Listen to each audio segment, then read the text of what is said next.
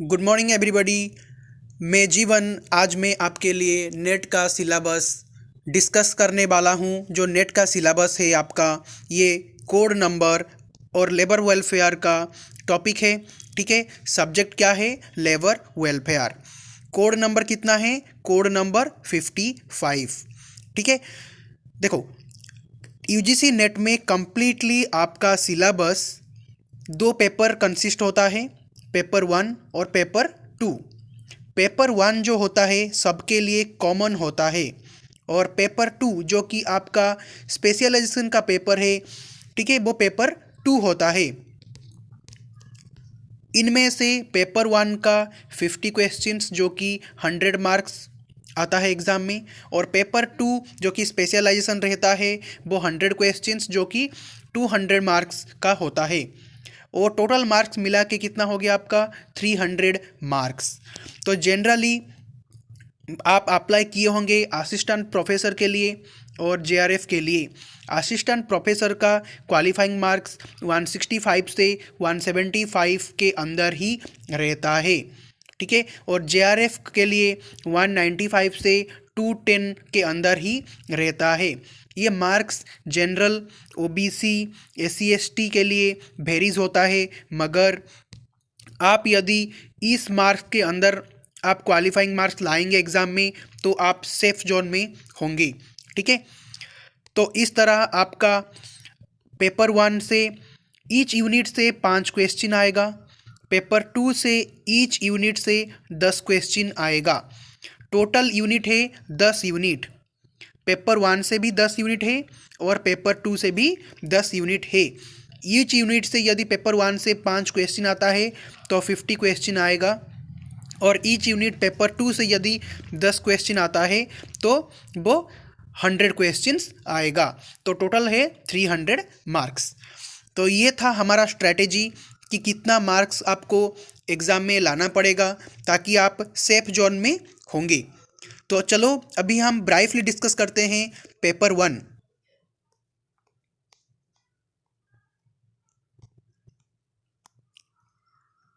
तो देखो, ये है कम्प्लीटली आपका पेपर 1। पेपर 1 में आपका 10 यूनिट रहता है। 10 यूनिट में से पहला यूनिट है टीचिंग एप्टीट्यूड। ठीक है, पहला यूनिट क्या है? Teaching aptitude. टीचिंग एप्टीट्यूड में आप टीचिंग का concept, objective, level of teaching, characteristics of teaching, learners का कैरेक्टरिस्टिक क्या होगा, एडोलसेंट का कैरेक्टरिस्टिक क्या होगा, और एडल्ट लर्नर का एकेडमिक, सोशल, इमोशनल, कॉग्निटिव का कंसेप्ट हम यहाँ पे पढ़ेंगे। उसके अलावा individual differences, factors affecting teaching. उसके बाद आएगा आपका सपोर्ट मटेरियल, ठीक है, instructional facilities, learning environment and institution, और उसके बाद आएगा मेथड ऑफ टीचिंग। ठीक है, मेथड ऑफ टीचिंग में आप पढ़ेंगे टीचर सेंटर्ड, लर्नर सेंटर्ड, ठीक है, और ऑफलाइन, ऑनलाइन। ठीक है, उसके बाद different types of online methods क्या क्या है, स्वयं प्रभा, मूक के बारे में हम यहाँ पे पढ़ेंगे जनरली हम टीचिंग एप्टीट्यूड में। तो देखो, टीचिंग एप्टीट्यूड में हम क्या पढ़ेंगे, और टीचिंग सपोर्ट सिस्टम, टीचिंग के लिए क्या क्या सपोर्ट सिस्टम है, जैसे कि पहले हम ट्रेडिशनल, मॉडर्न और आईसीटी अभी जो पढ़ रहे हैं फिलहाल, different type of support system आ गया है, उसके बारे में पढ़ेंगे। उसके बाद टीचिंग का एलिमेंट और टाइप्स ऑफ एवेल्युएशन के बारे में पढ़ेंगे। ठीक है, और एवेल्युएशन सिस्टम सीबीसी सिस्टम में कैसे होता है, और कंप्यूटर बेस्ड टेस्टिंग में कैसे होता है, और इनोवेशन इन एवेल्यूशन सिस्टम के बारे में हम पढ़ेंगे। ये सब कुछ था टीचिंग एप्टीट्यूड में। ठीक है, उसके बाद हम यूनिट 2 में पढ़ेंगे रिसर्च एप्टीट्यूड के बारे में। ठीक है, रिसर्च एप्टीट्यूड में हम क्या क्या पढ़ेंगे, रिसर्च का मीनिंग क्या होता है, टाइप्स क्या होता है, और कैरेक्टरिस्टिक्स का क्या मतलब है। ठीक है, और पॉजिटिविज्म, पोस्ट पॉजिटिविज्म का कंसेप्ट भी हम टीचिंग रिसर्च एप्टीट्यूड में पढ़ेंगे। उसके बाद मेथड्स ऑफ रिसर्च के बारे में पढ़ेंगे। मेथड्स ऑफ रिसर्च में डिफरेंट टाइप्स ऑफ रिसर्च के बारे में हम पढ़ेंगे। Experimental, descriptive, historical, qualitative and quantitative method के बारे में पढ़ेंगे हम। स्टेप्स ऑफ रिसर्च बहुत बहुत इंपॉर्टेंट है, स्टेप्स ऑफ रिसर्च के बारे में भी पढ़ेंगे। उसके बाद थेसिस आर्टिकल राइटिंग के बारे में, और थेसिस का जो फॉर्मेट्स होता है और स्टाइल होता है उसके बारे में पढ़ेंगे। उसके बाद applications of ICT in research, ICT का एप्लीकेशंस रिसर्च में क्या होता है उसके बारे में पढ़ेंगे, और रिसर्च एथिक्स के बारे में हम पढ़ेंगे। ये कंप्लीटली था आपका रिसर्च एप्टीट्यूड जो कि यूनिट 2।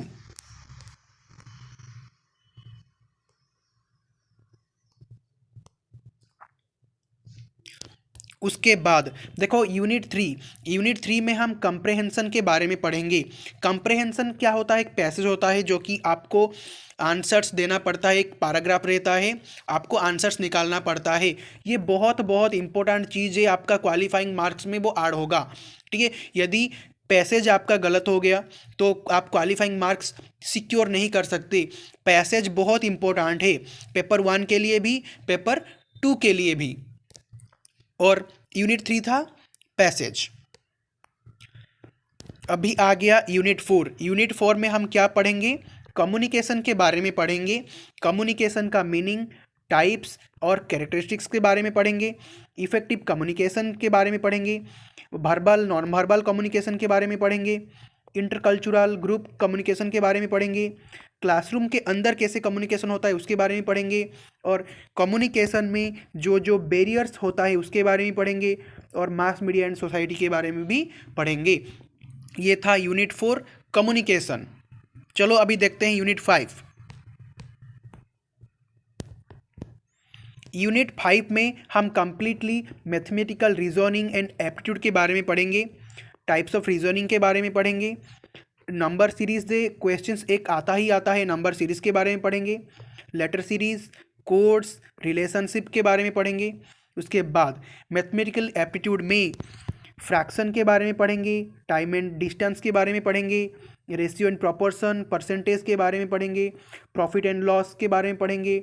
इंटरेस्ट एंड डिस्काउंटिंग बारे में पढ़ेंगे। और एवरेज भी हम पढ़ेंगे।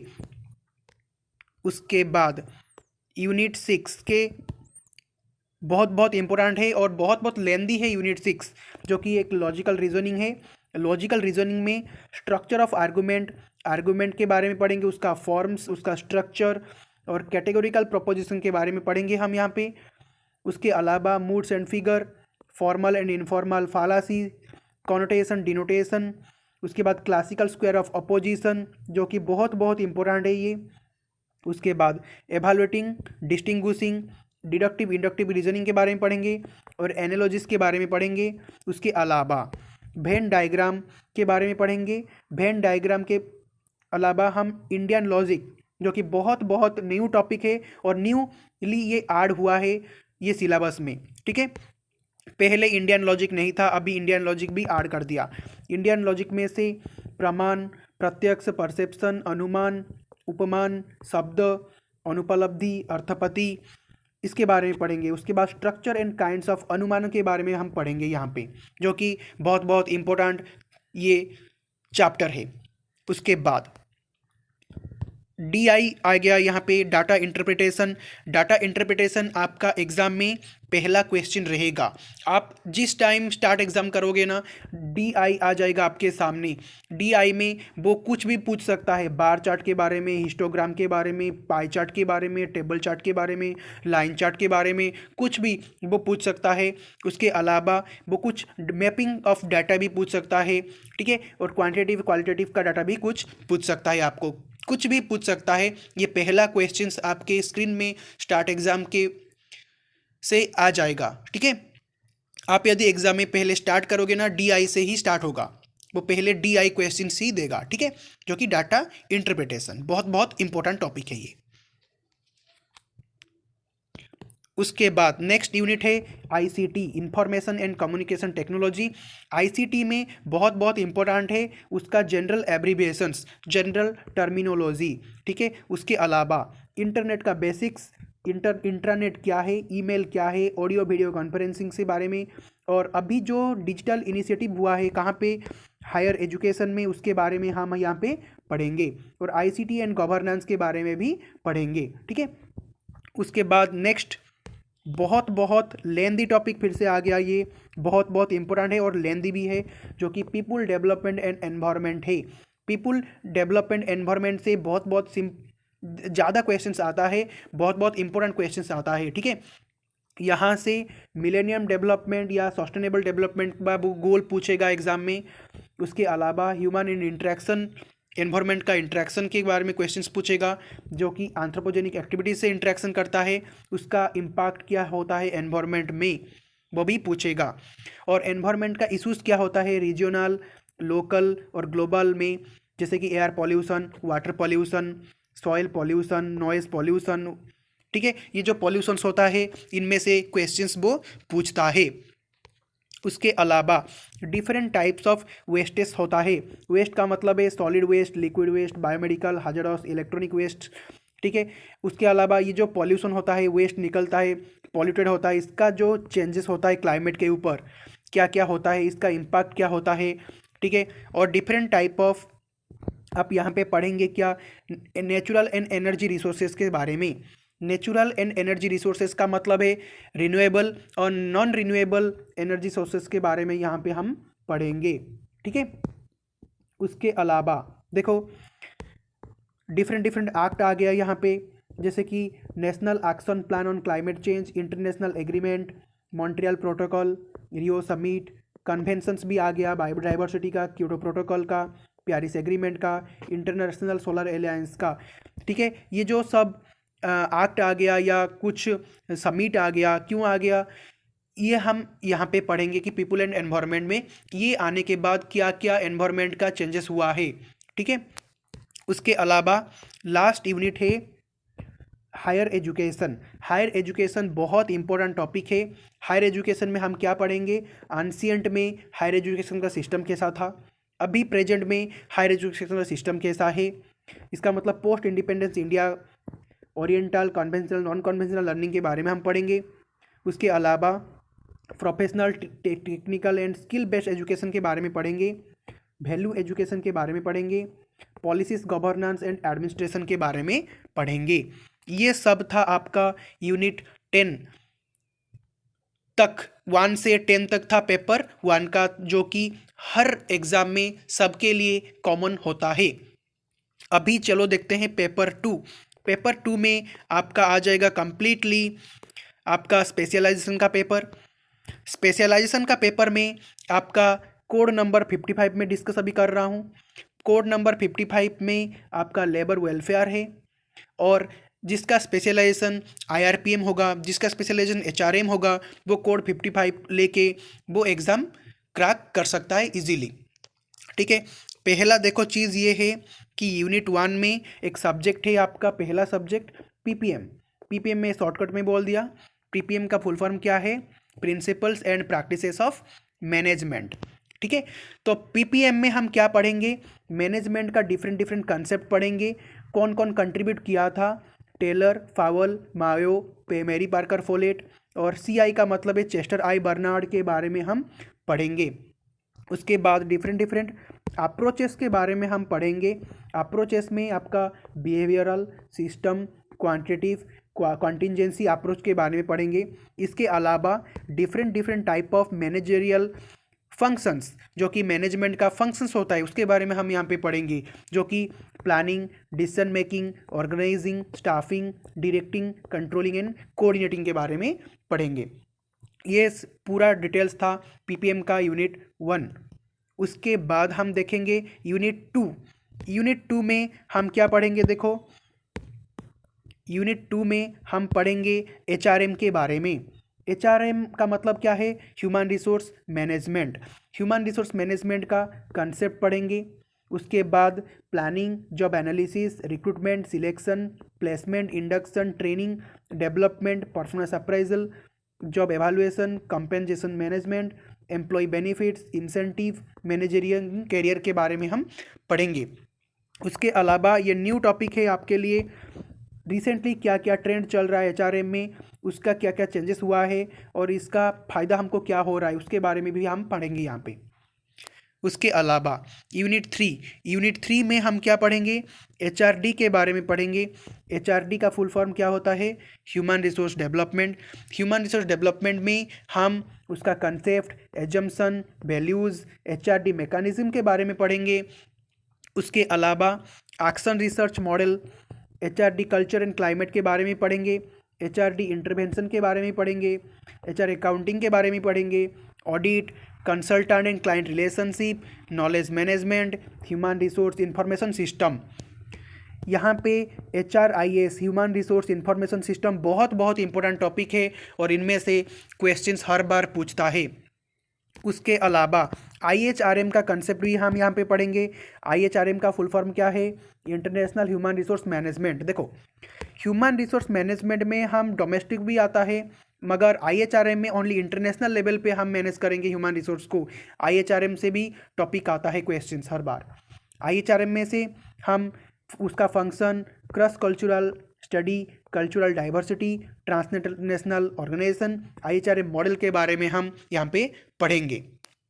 उसके अलावा यूनिट 4 में OB बहुत बहुत इंपॉर्टेंट टॉपिक है और लेंदी टॉपिक है, बहुत बहुत बड़ा टॉपिक है यहाँ पे, और OB से बहुत सारा क्वेश्चंस आता है। ठीक है, OB ऑर्गेनाइजेशनल बिहेवियर, उसका कंसेप्ट, स्कोप, नेचर क्या होता है, personality, perception, learning, attitude, motivation, interpersonal behaviour, group dynamics, leadership, communication, power and authority, stress, organisation change and development के में भी बारे में हम यहाँ पे पढ़ेंगे, पर्टिकुलरली इन OB। ये था यूनिट 4। उसके बाद आ गया यूनिट 5। यूनिट 5 वो भी बहुत बहुत इंपॉर्टेंट है, जो कि इंडस्ट्रियल रिलेशनशिप, IR का कंसेप्ट हम यहाँ पे पढ़ेंगे। Concept, scope, evolution, approaches, actor, model के बारे में पढ़ेंगे। उसके अलावा कॉन्फ्लिक्ट एंड कोऑपरेशन के बारे में पढ़ेंगे, बाईपार्टिज्म, ट्राईपार्टिज्म, कलेक्टिव बार्गेनिंग, WPM मतलब वर्कर्स पार्टिसिपेशन इन मैनेजमेंट। उसके बाद ग्रीवांस एंड डिसिप्लिनरी एक्शन के बारे में पढ़ेंगे, कोड ऑफ कंडक्ट के बारे में पढ़ेंगे।